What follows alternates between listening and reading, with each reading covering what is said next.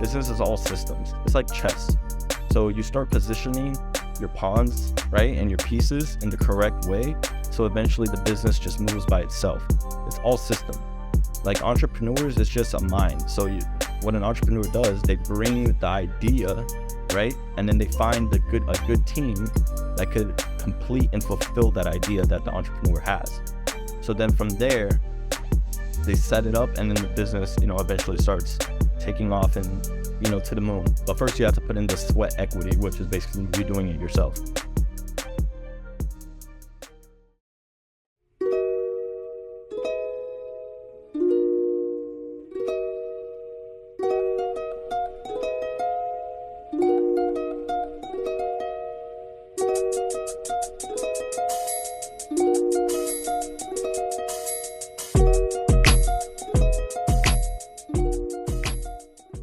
Leo, Hello. born in Brazil, Yep. living in Florida ever since, and starting an asphalt business, and now moving into money, Twitter, and the marketing space. Where did it all start? Where does this journey start? How did you get to this point? So I was born in Brazil. With 2 years old, I came here. It was more of I went to school, I did everything that everybody always tells you to do. And coming from, my parents' background, coming from a different country, they believe in the system. So I call the system, and you know how people like to call it the matrix or whatever you want to call it. The system, go to school, go to college, get a degree in whatever field you want. And then eventually, find a job that everybody knows about this system. And what I realized from 7th, 8th grade, I'm over here on Instagram and I seen people driving Lamborghinis and Ferraris and living this extraordinary lifestyle. And I'm like, okay, that's awesome. How do I do that? And I've always been an ambitious person, and it came from more of me just wanting more. I seen my parents, they don't really, have a Lamborghini or anything like that, or, that flashy lifestyle that you see on Instagram or social media. And it came from me just wanting more. And of course it's a harder slope trying to get into the entrepreneurial, because you have to learn so much, and it's something they'll never teach you in school.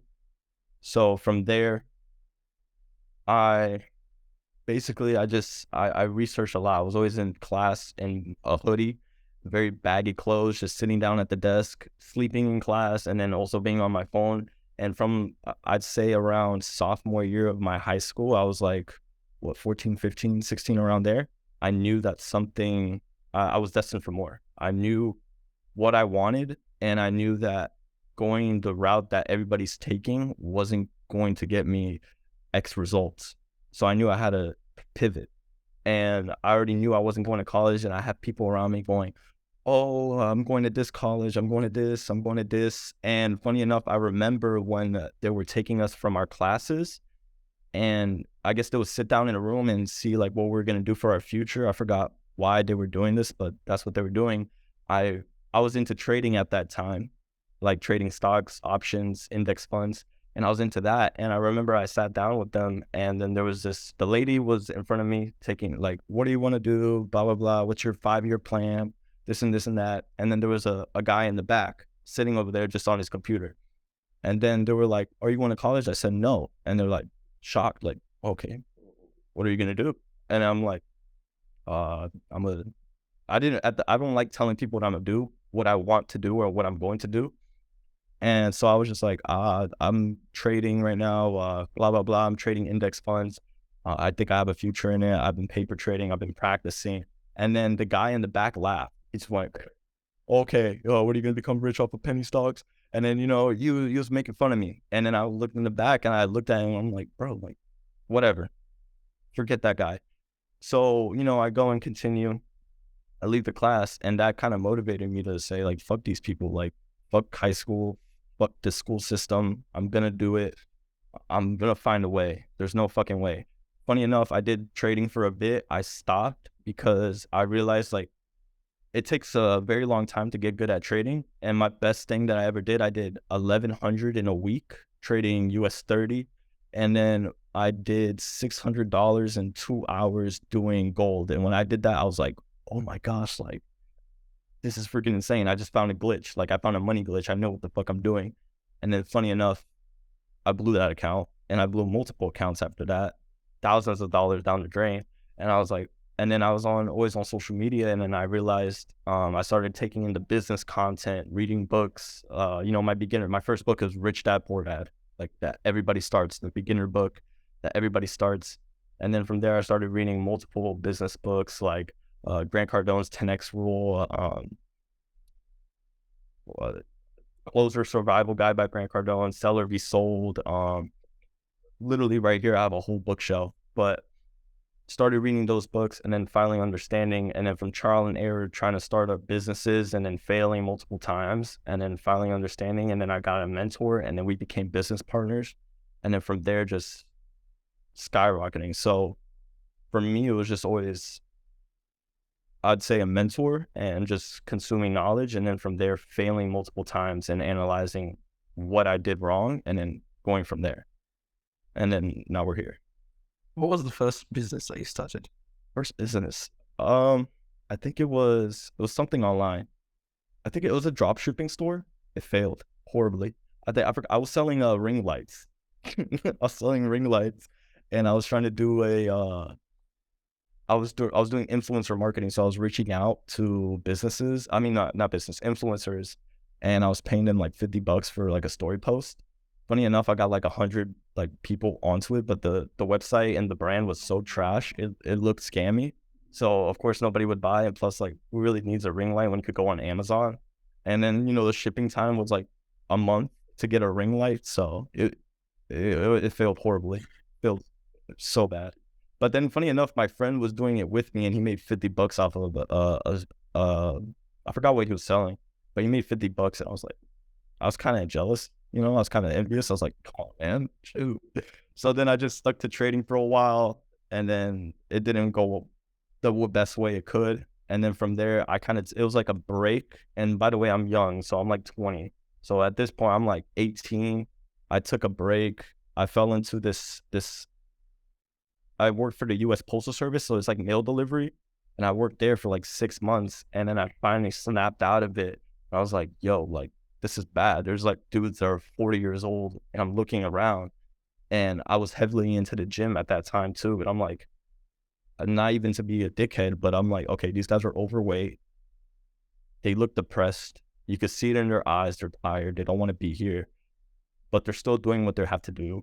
And then it reached the breaking point where I'm just like, man, fuck this. Like, the stress of having somebody on top of you, like, it's too much. And then if you mess up you mess up, or you could get fired. You could lose your whole livelihood. Like, why? No, I'm not dealing with that. So I said, fuck that. I'd worked out. I said, fuck that. I left. I did trading for a while. And then from there I failed. And then I was like, fuck, I have no money. So I went back to working a 9 to 5. And then on the side, started learning what I had to learn. So at that time, it was social media marketing agency, just like we spoke before. I did SMMA also. Failed horribly because it's so saturated. I bought the Iman Godse course. I did too. Yeah, I did that. I was like, and then, everybody, it's so saturated, Facebook ads and all that. Unless you have a really good offer or you could really provide results, there's no win in that. So then I went into local businesses, and then from there I met my business partner, and then he had this asphalt thing, and I had a truck, and we're like, all right, bet, let's make something. So then we did that, and then we're here now. And then now I'm finally, because I had a bad taste with online business, so now I'm just slowly coming back into it, and here we are. What did that look like when you were starting the whole asphalt business? Like, what was the A lot of door thinking knocking. part of it? The thinking part of it was more of, okay, there's a need. People, we did our research. People were paying up to minimum $250 for a driveway, right? And it's like $250 for that. and it only takes 15 minutes. So we did the math. It was like, okay, we land, like, let's say we land 2 jobs, that's $400. But let's say it's a longer driveway, that's $600 to $800. So you could technically make $1,000 a day, right? And then from there, we started thinking about scaling. Like, okay, so, and this was at the beginning. We were like, we put somebody into, because business, what I learned was that business is all systems. It's like chess. So you start positioning your pawns, right, and your pieces in the correct way. So eventually the business just moves by itself. It's all system. Like entrepreneurs, it's just a mind. So what an entrepreneur does, they bring the idea, right, and then they find a good team that could complete and fulfill that idea that the entrepreneur has.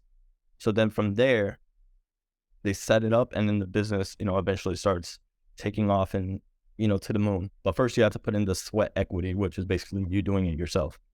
So from there, we did that. We started knocking on doors, and then we realized that people need it. And then we were like, okay, but we also could do driveways, like parking lots for restaurants or schools or hospitals. And he has a lot more of the connections. So we were able to land like a restaurant job and then some driveway jobs. And then from there, we started setting up people for, sounds kind of fucked up, but we started paying people like $100 in a day, which for certain people, that's amazing, but for us, that's not enough. But we were taking in like 1,000 or 2,000 in a day from just that. And then, paying them the little bucks, kind of how like McDonald's does it to people, Yeah.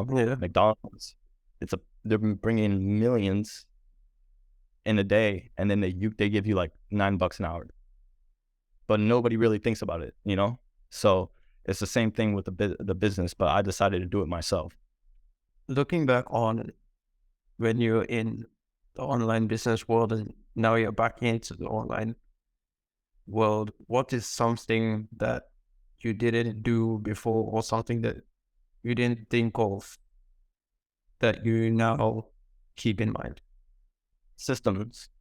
I never really thought about systems. I always just thought about, I'm doing everything myself. And they always say outsourcing and everything like that. But me hopping back into the online brand, I understand now that I had to build my personal brand. So that's one of my biggest focus, is building me. Like, who is Leo? Like, Leo's this, So my biggest, and it just builds trust and credibility if people see your face. Previously, I wasn't showing my face. People don't know who I am. People don't know my thoughts. People don't know what I think. People don't know how I act or how I speak. So one of my strategy for now is to actually put my face out there, because that builds trust and credibility. And if people trust you and believe in you, then they would buy anything from you. Like, for example, the most infamous guy, Andrew Tate, he built a big following, and I've seen that he's making like 15, 20 million a month now off of just his newsletter, his courses, his supplements, and all that. So when I saw that, I'm like, okay, I need to put a face to the name, and I need to start putting myself out there for people to understand. It's like grabbing attention, because we do live in an attention economy. And previous, I was never trying to grab any attention. I just wanted to keep it low key. It's like, oh, okay, I can make like 10K a month, but nobody knows who the fuck I am or what my business is or how am I going to help. When the highest paid people are people that are actually like putting their face out there, and people trust them, and then they funnel the leads through there, compared to not having a face, nobody knowing who you are. There's no trust. Even if you have X results, people would rather trust somebody that has a face to it, if that makes sense. So that's one of the things I am doing now. And the second thing is systemizing. Like, one thing that I learned from business is systems. No matter what, okay, it eats a little bit of your margins, but you're going to make a lot more money because you have X labor. Now you don't have to do it yourself. So that's two things that I learned, that now going into an online business and into the online world, what I'm trying to do mostly right now is my personal brand that I'm really trying to focus on, less on the service, because right now the service, there's always services and everybody needs something, something. There's always a problem to solve. So that's not the difficult part. The difficult part is putting yourself out there. I relate what you said about building systems when I first started my agency, because that was the first actual business I started, because I was doing freelancing before, but that wasn't a Yeah. business. Yeah. Or when my agency was horribly run, there weren't systems managing things, and we were getting the 15K per month clients that no SMMA owners would dream of. Like, you dream Yeah. of getting a client that's 15K. You dream Yeah. of getting 55K plus per month revenue. But then the problem is we had no systems of managing costs. We had no systems of client acquisition. So Exactly. anytime we'd make money, like we'd make 50K, but that 50K is just paying off all this debt that's stacked up. So we weren't making any profit. We were making 55K plus revenue, but no profit. Yeah. And it's just because nothing was run well. There weren't systems in place. There was nothing. Like, it was just things running, moving, just a business moving. Like, I actually felt anytime I describe this to someone, I always explain it as, it's like you're driving a Ferrari at 1,000,000 miles an hour. And if you take if you're driving at 1,000,000 miles an hour, you feel like you're going to die. Like, Yeah. you'll be scared as hell. And I felt like if I take my foot off the gas, I'll crash. Yeah. That's Or like that's how the agency felt. Yeah, one on this and you're dead. yeah, like, because I felt like, if you know how Facebook ads work, like, it stacks up and it builds every month or so. Yeah. So I'd see the bill stacking up 20K, 30K, 40K, and I'll be like, I have no money. Like, how the hell am I going to figure this out? How am I going to get out of this? And then maybe sign a client and 51K. We've stacked up 50K and we get like 51K or 50.5 or something. And we've paid for it and just, we're safe now. Yeah. And then the next day, it was 3K debt already. And like, it was a headache. a headache. Yeah. So like, And everybody has that mindset where they think they could do it themselves, where it's, even in life, in general, in life, you need a team. You can't do everything by yourself, because let's say you know somebody, right? And I know somebody. You could reach out into a certain type of audience that I can't, because I don't correlate with that audience. But I can reach out to a certain type of audience that you can't correlate to. But if we work together, then we could reach both. Does that make sense? So in life, in general, you need a team. You need people that you can trust and people that you can scale. And that's in business and in life. You need a team, no matter what. Because life is easier as a team than just trying to do, oh, I'm a lone wolf. I see that on social media all the time. Oh, I'm going to do this by myself. I'm a lone wolf. Everything's against me. Well, yeah, because you want it to be against you. And you're not going to, there's no speed in that. If you want to make like money and you want to do shit and you want to do it fast, you got to have a team. There's no way that you're going to do this and this and that and not have a team. You need a team and you need connections and you need it. Like, I don't get it. And if you look at even back in the days, like I watch a little bit of mafia documentaries, because I think the mafia is like one of the biggest businesses and the most dangerous, because I mean, if you fuck up, you die, you're dead. Someone's someone's going to kill you. So that they have that on top of the pressure. Well, we could create businesses and not have that death pressure on top of us. They did. So everything they had to do was strategic, right? And what's one of the ways the mafia was moving? A team. They had a lot of people moving in the mafia that could systemize, and they had levels to it, right? So you need a team. There's no way. And the people that, oh, I'm a lone wolf, shut up. No, you're going to fail. You need a team. You need to build connections. And one of the biggest reasons mafias were so feared is because of the connections. If you fucked with a team, you're fucking with the whole mob, So you need a team. I emphasize that very big, because some of the places and some of the people I would have met was because I met a certain person and then they connected me to them. And it's sometimes it's people that you wouldn't even think of, people that are just working regular jobs. You know, you never would think that they would know X person, you know? So sometimes you got to play, even if you don't think you're correlating with the person, still try to be on someone's good side because you never know who they know, even if you don't think they know anybody. I always hate that the wolf mentality because I see that even wolves hunted packs. Like doesn't even make sense. It really doesn't make sense. Like I get that you should. All right, yeah, I agree that if you are alone, you should be able to survive. You should be strong enough to survive by yourself. But that doesn't mean that's what you look for.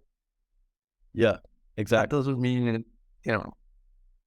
No, I will keep people aside. I will keep people far away from me because I'm a lone wolf and I can survive by myself. Yes, you can survive by yourself, but you need others. And like Abdullah Al Shato was speaking to me about a week ago or so about the importance of masterminds and having that hive mind to get that mental sync and share ideas, because that's when the best business ideas, the best business strategies come from these masterminds, come from sharing thoughts, bouncing ideas back and forth. Correct. Correct. And funny enough too, because you're in the networking business, and I am preach networking will get you into places that a college degree won't, or can't. Because okay, you have a degree, but you don't know who I know. So I'm in this place now because you don't know who I know. And okay, you have your degree, cool.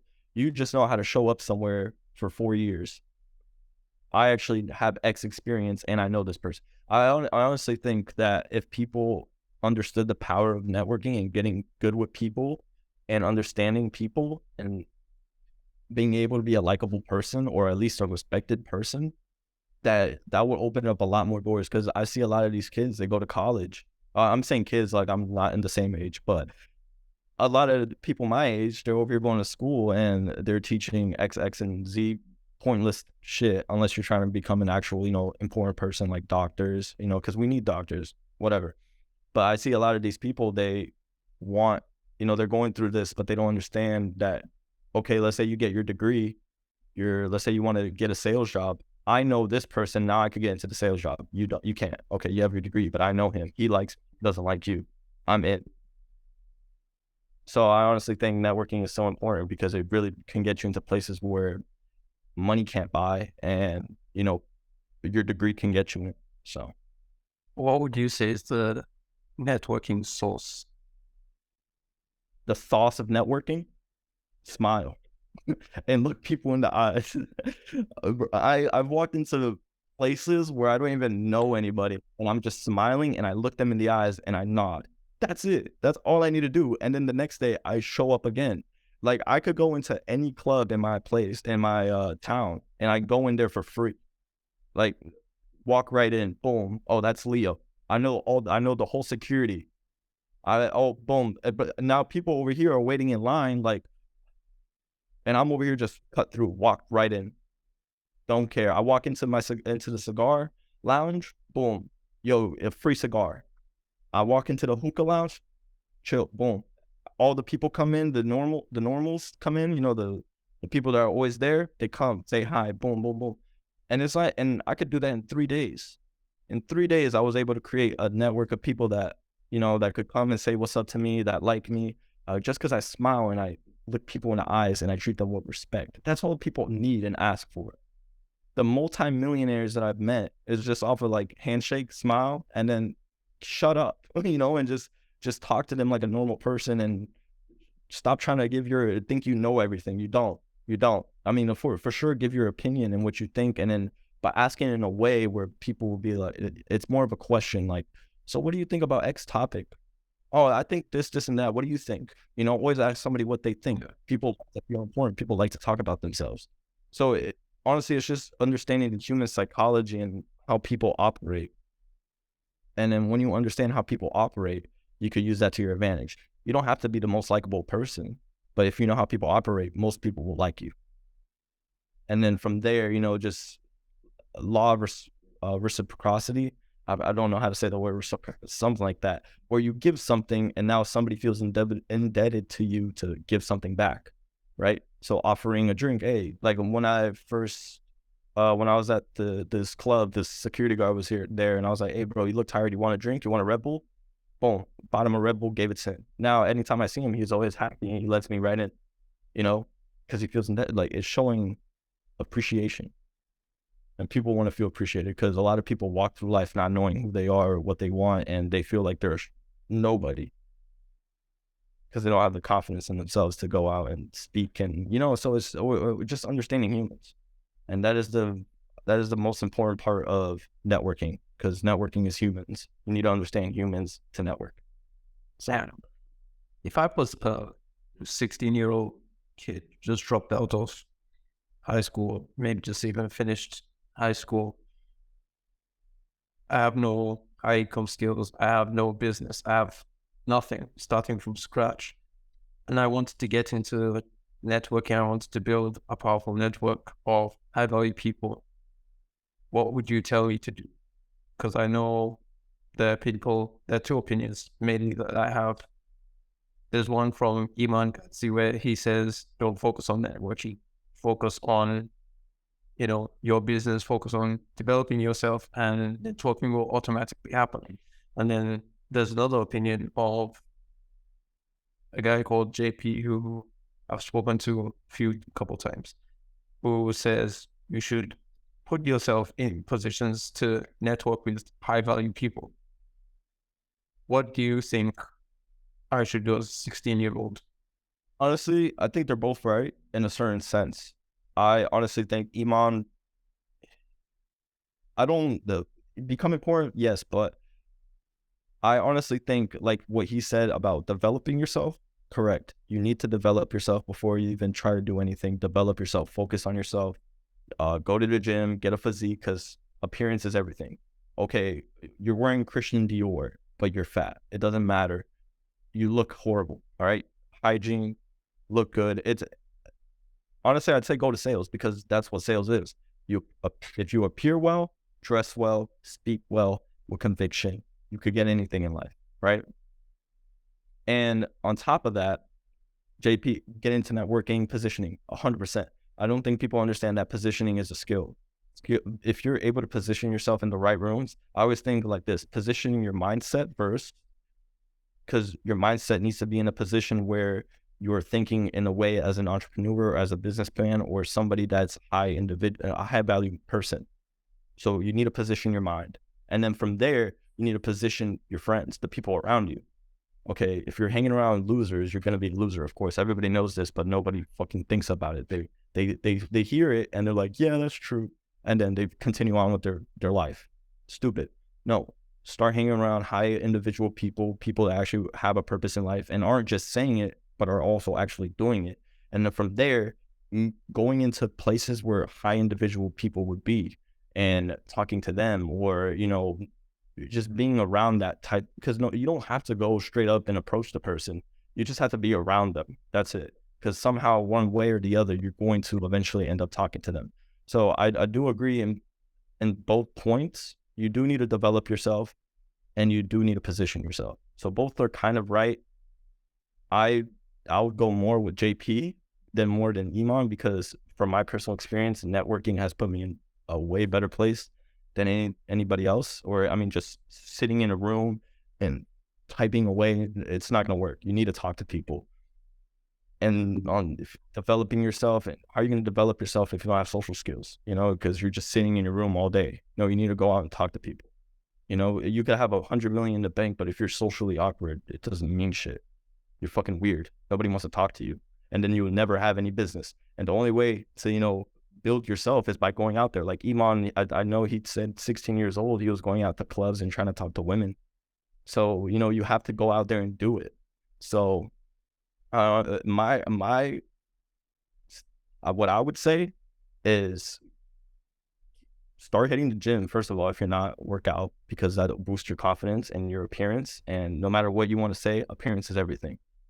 You need to, and of course you'll be healthier, and then your mindset will be better, because if you're putting your body through pain, then your mindset can understand. can go through pain. It's mental toughness.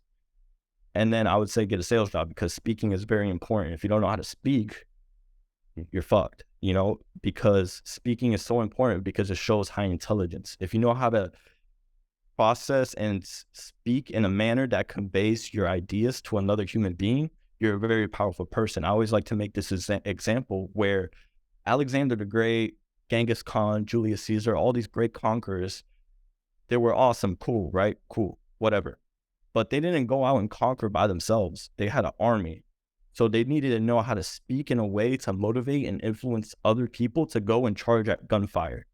So you need to know how to speak. So I honestly think that's such an overlooked skill, but you need to know how to speak. How am I going to learn how to speak? Well, learn sales. Go to do sales. You're going to eventually pick up how to speak, because you're doing calls every day. So all you're doing is speaking, and then you're getting good at speaking, whatever. Learn how to speak. And then from there, put yourself out there. Stop being a bitch. Go out there. Closed mouths don't get fed. You need to go and talk to people no matter what, and just shake hands and stop being a weirdo. Like, I used to be an introvert. I don't like to label myself as anything, because I am what I am. Because once you start labeling yourself, that's how you're going to start acting. So, oh, I'm an introvert. No, you just lack confidence. So go to the gym, get a sales job, and start putting yourself out there. Stop being a pussy. There's people that are starving in the world that wish they could be in your position, and you're crying about it. Go do something. That would be my my tips, because honestly, there's all these, oh, you do this, did that, and bro, just go on and do it. Like, do it and fail, and you'll learn, because that's the way men are supposed to be. We fail, we learn through pain. Pain is your best professor. I made a tweet about it the other day, where pain is your professor. Fuck school. Okay, you want to go to school? Go to school. If you want to be a doctor, do that. But if you want to make a lot of money, don't go to school. Go into real life. And then you will understand what pain feels like, and pain will be your professor, because it will teach you many things that school never. There's a trait of yours that says, don't give up and you can't lose. It's simple. That reminds me of a quote by Alex Hormozy, where he says, find out the thing that you can do, that if you just do it enough times over a long enough time span, you are guaranteed success. Like, for example, if you're doing door to door, if you keep knocking on doors and improving your pitch and sales technique every single time, eventually you'll knock on a door that you'll end up selling to. Right. Can you expatiate on that and what you mean by that in the context? When I said, if you don't quit, you can't lose. Is that, yeah. Well, basically what I meant is, you can't lose if you don't quit. I failed many times, and I'm still failing till this day, and I'm pretty sure all these big gurus are still failing. Like, that's part of fucking life. And the only time you fail is when you give up and you're like, fuck my dreams. I'm gonna go work this job, and then, fuck everything. I'm gonna just do this for the next 70 years of my life. That's I feel like that's when you fail, because you gave up on everything. You gave up on yourself. You gave up on your dream. You gave up on your business. You gave up on your relationships. You gave up on your future self. You gave up on your sons, your daughters. You gave up on your grandchildren. You gave up on everything. You're a fucking geek. So I honestly think that's what I mean. Because no matter what, one way or the other, if you're continuing and you keep going, God's going to look down upon you, and he's going to be like, he's eventually going to give it to you, because he sees that you're actually trying. And that, if you're actually trying, not just thinking, oh, I want to be a closer, but you're not putting out DMs. You're not shooting, you're not outreaching, you're not doing anything. Okay, everybody wants to be something.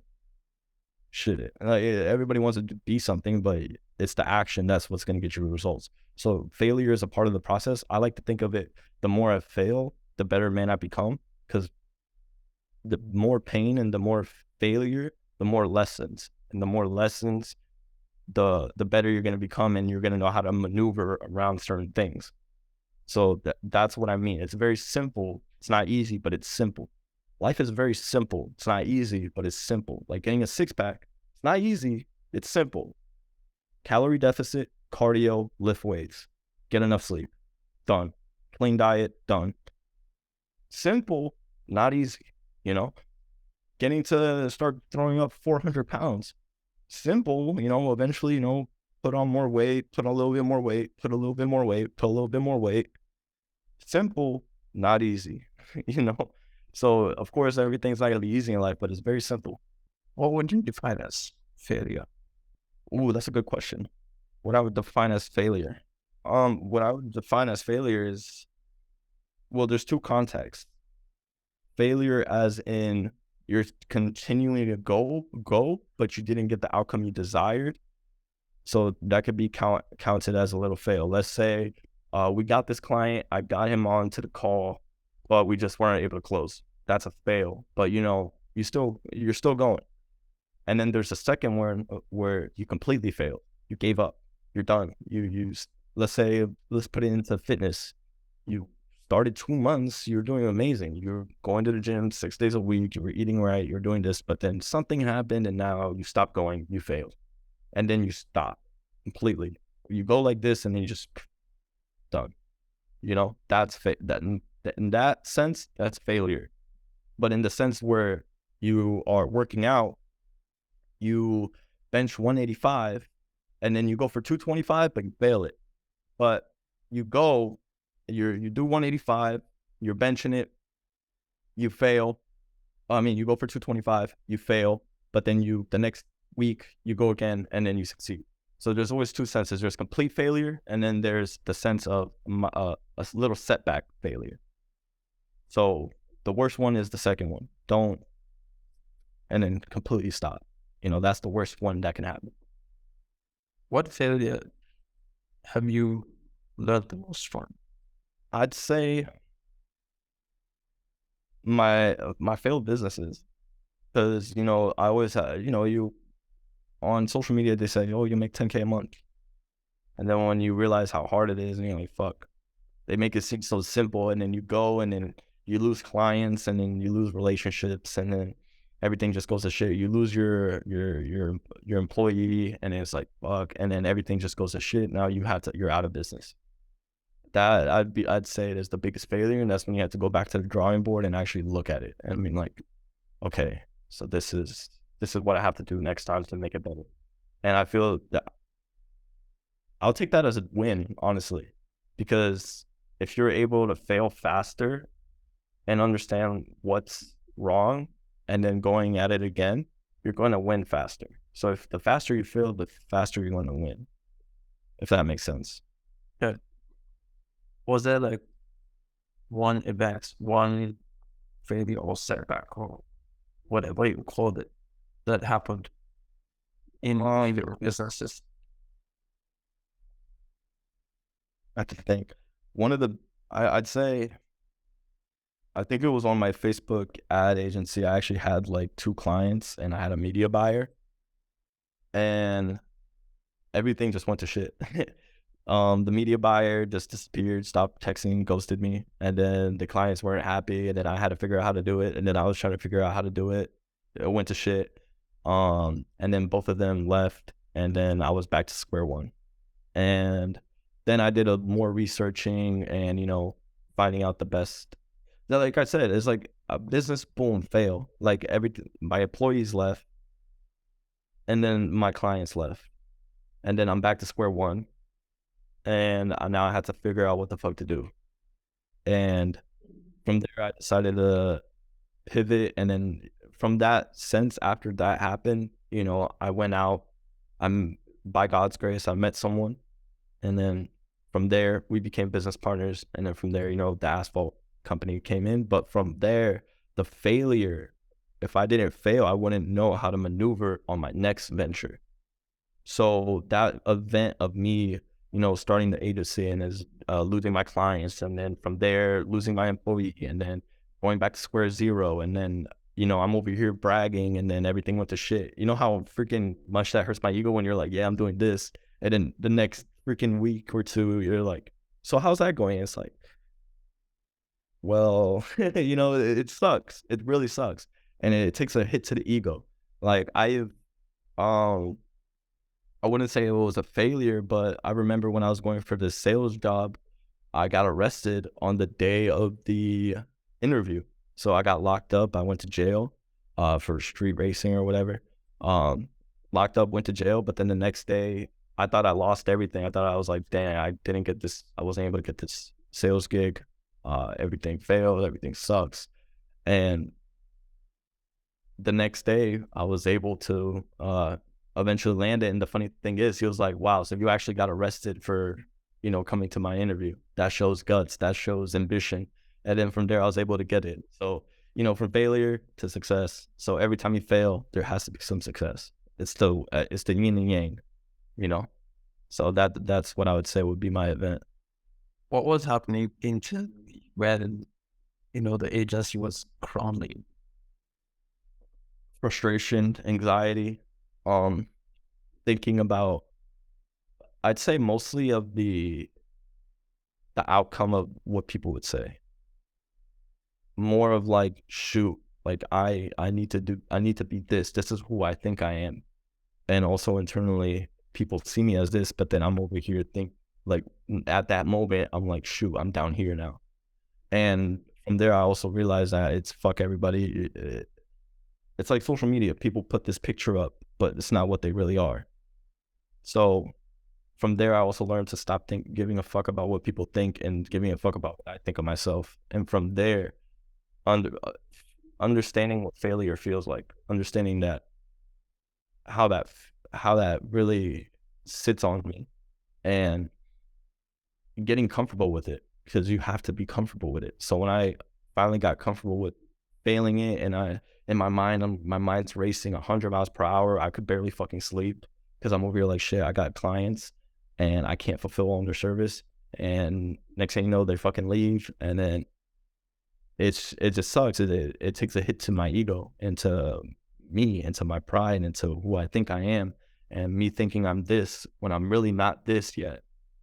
And that's what really, I really had to sit back and get comfortable with failure.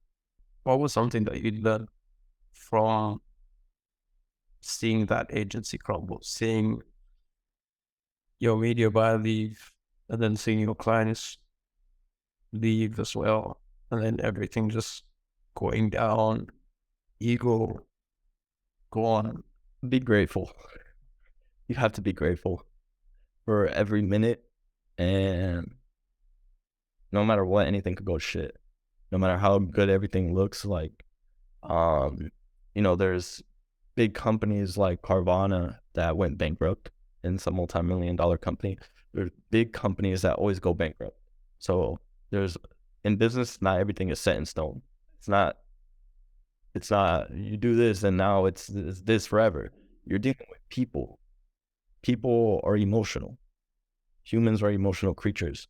So if you're dealing with people and your business is people, it's not going to be like this. It's going to be like this, because that's how people are. So one day people want this, the next month it's this, and then the next month is this.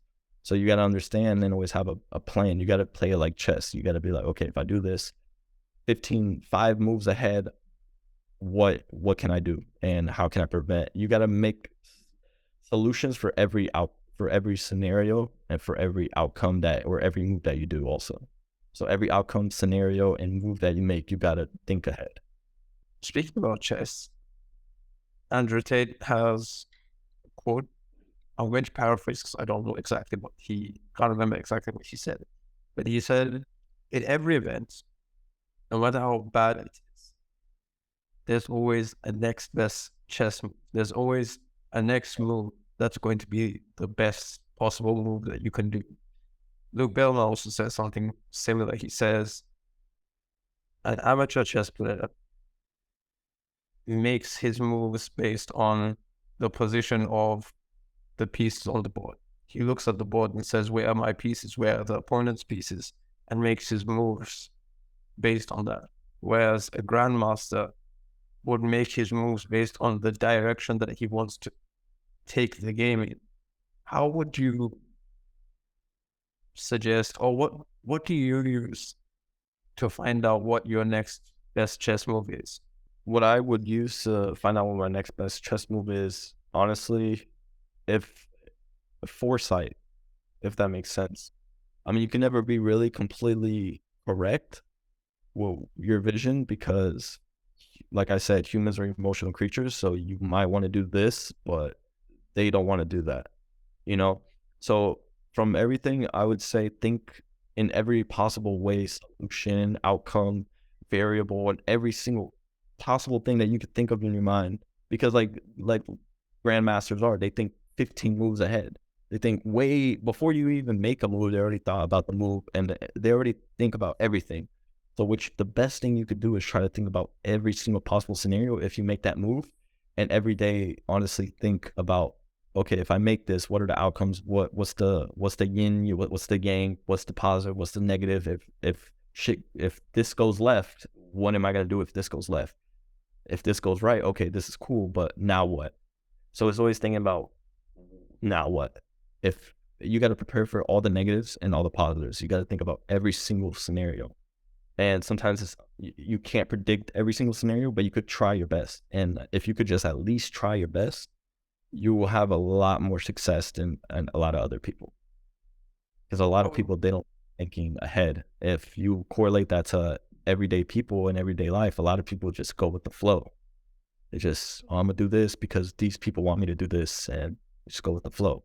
But when you're in the business world, it's every possible scenario. how do you reconcile that with procrastination? You know, thinking about every possible scenario and what to do in those scenarios. How would Yeah, you stop yourself from procrastinating and thinking too much? I'd say pop a Red Bull. No, but get some caffeine. You would to stop that. You honestly, there's a thing where there's this guy I see on Twitter. He says, "Stop thinking and just do," which is true. But you also got to think. So if you're able to think and control your mind for a certain amount of time, where you're like, okay, for 5 minutes, I'm gonna think about X possibilities. Okay, boom. Sit there and think for a bit. And then after that, you need to snap yourself out of it because a lot of people, they have that where it's called an analysis paralysis. They analyze, and then scientifically proven to your percentage of actually doing the thing goes down. So you need to be able to have full control of your mind and full control of snapping out of it and then action. So you need to, you could think about it, but you need to have action. So yes, I say look at everything and think about every possible scenario, but you also need to start doing it. Boom. Like let's say you're driving, right? I do this a lot. I'll be driving my car and I'm thinking about all these possible scenarios, but the moment I get out the car, it's straight to work. It's boom, let's do it. So you have to be able to balance it. You have to be able to think and also move effectively. Like there was this John Allight, he was a mob boss. um he said that a lot of people have intelligence but they have no violence. A lot of people are violence but they have no intelligence. He had both. So if you're able to balance both worlds, have intelligence, and I'd say violence correlation to action, if you're able to have intelligence and action and be able to balance those, you could have anything. You could have the world because you're thinking smart, but you're also doing it. A lot of people just think, and a lot of people just do, and a lot of people just do. They don't have the intelligence, and a lot of people that are intelligent don't have the action. So you have to be able to incorporate both from both worlds, and then do it and be fully attack mode. And a lot of the people that are the best, let's say athletes, they know how to think fast and do the same thing at the same time. So they see, they analyze, they process it, and then they go for the layup or dribble the basketball. So you got to be able to think fast and do it fast. So everything is by speed. And you've heard it multiple times. Speed in business is super important, but intelligence, action, combine it, and you could conquer the world. Do you think first, then do, or think while doing? I like to say I think while doing, because I think, but immediately I start doing. So I'd say I would probably take 10, 15 minutes thinking. And then right after that, I just go and straight do it. Because I like to believe that once you start doing it, then you will also realize if this is a good idea or not. But I like to go straight, think and do. Because without action, nothing's going to happen. Because I always think I have I think Alex, like saying learning or thinking isn't a step. It's a constant process. You don't learn the skill, then do it. You learn while you're doing it. That's true. So it's not something that goes out. It's not like, all right, you learn first, and when you're done learning, you start doing it. You are learning while you're doing it. But why do you think so many people prefer taking learning or thinking as a step and I thinking? think I think that's what we're taught in school. In school, I think we're taught to study, study, study, and then we take the test. Nobody really takes the test and learn it through, you know? So I feel like that's something that we're taught in school, and then from life, and then eventually we're like, yo, I need to study this whole subject before I even start doing it so I know what I'm doing. No, because you could study Facebook ads, the whole thing, but never do it. And then once you go into it, you're like, shoot, let me go back to the notes. You know, so you have to do it because I'm the same way. I've learned best when I'm actually doing it. So a lot of people, I honestly think they learned that from school, and they get stuck into just thinking and procrastinating what they're thinking and researching, but never doing it. And then by the time they think they're about to do it, they already talk themselves out of it. How do we then avoid overthinking and avoid what was programmed into us? How do we avoid it? Yeah. First step, you got to be self-aware. I honestly think you got to be very self-aware, and you got to honestly take a step back and analyze, like, okay, what the fuck? Why am I doing this? And where did I learn it from? I mean, a lot of these ideas that I like, what I just said, it's not me just, me just, it's you think about it, you self-analyze, and that's what I came to the conclusion of certain things we learn in school. Like a lot of people, they procrastinate because they want to research.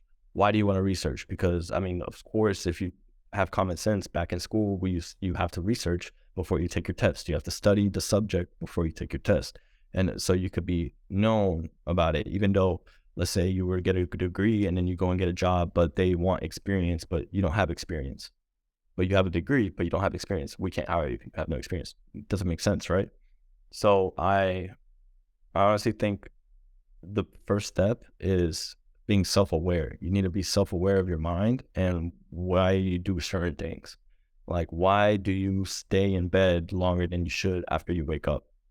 Why do you scroll on TikTok and Instagram more than you should? Or why even do that? Why are you taking longer to go and eat your food than, why are you doing certain things? Why do you not want to go to the gym today? Why are you feeling a certain way? You need to be fully self-aware. Why do I walk with my chest down? Why do I not make eye contact with other people? Why do I not speak in a certain way that could concisely correlate my ideas to other people? Why am I broke? Why am I this? Why am I that? You need to start asking why. Because if you're not, and that's a funny thing, correlates to sale. You need to gather intelligence. You need to find out why are these causes of why you're moving the way you're moving. Like when I was in 8th grade, me and my buddy, we had this thing where we'd walk with our chest out because that's what I learned. You had to walk out with your chest. And then I learned that when I first saw myself, I was like walking like this, walk out with your chest. And then you eventually learn about eye contact. Okay, I need to make eye contact. Why? Before I meet somebody, I need to smile. And then, eventually everything comes second nature, but you need to be self-aware. And a lot of people aren't self-aware. So the first step is being self-aware and then figuring out the why and then fixing it. There's no magic potion to it. It's doing it. Like even when you walk in a certain place, you need to think, everything needs to be on purpose. Why am I walking like this? It has to be on purpose. You need to be fully aware of the way you're walking, the way you're talking. Even when I'm talking right now, I'm being very self-aware of the way I'm speaking to you. So, and you need to be very self-aware. So that's self-aware. Why do you do certain things? And then fixing it. Those are the 3 steps that you need to do. What did you do to become more self-aware? I know a lot of people say meditation.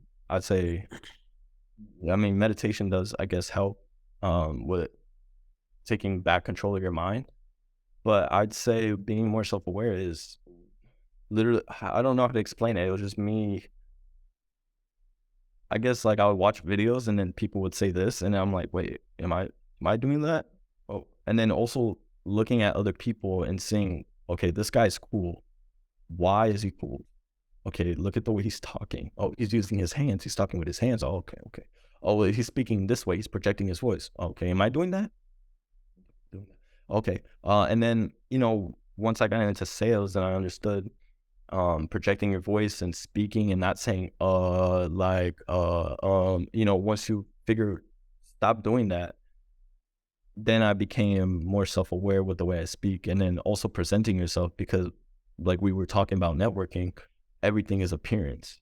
No matter what you want to say, it's appearance. And then when you go and work out and you try to get a certain physique, you start becoming more picky. You get body dysmorphia where you're like, wait, my delts are a centimeter off of my shoulder blade, or like, you start looking more, you become more self-aware. You're like, okay, well, I'm kind of saggy right here. I need to work this out more, so then you start being more self-aware. So once you start putting attention into your appearance and into the way you speak, into the way you carry yourself, then that's how you become more self-aware. And then eventually it's just second nature. But what I did was just look at other people and see why they did certain things. Cause I was honestly kind of like a nerd, but I'll be like, okay, how do you talk to women? Well, how do you speak in a certain way? How do you become more attractive? How do you, shit like that.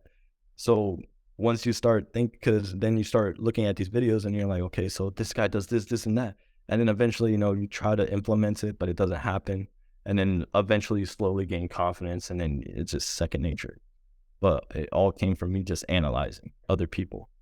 We have a closing culture on this podcast where the last guest, as well as the audience, ask a question to the next guest without knowing who that next guest will be. So the question from the last guest to you is, what is one decision-making question that you ask yourself? One decision-making question that I ask myself.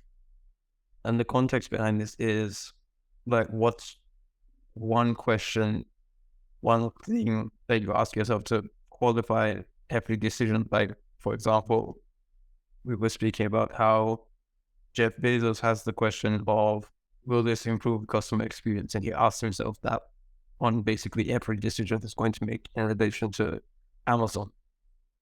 So what's your decision-making question? In context of business or life?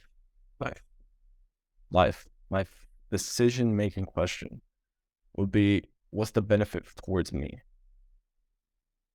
If it's in life, before I start anything, it'd be like, okay, my benefit would be XYZ. And then my decision would be, could this work? That's always been my decision making, but could this work? Okay, like I go to the gym, I hit this workout. Could this work?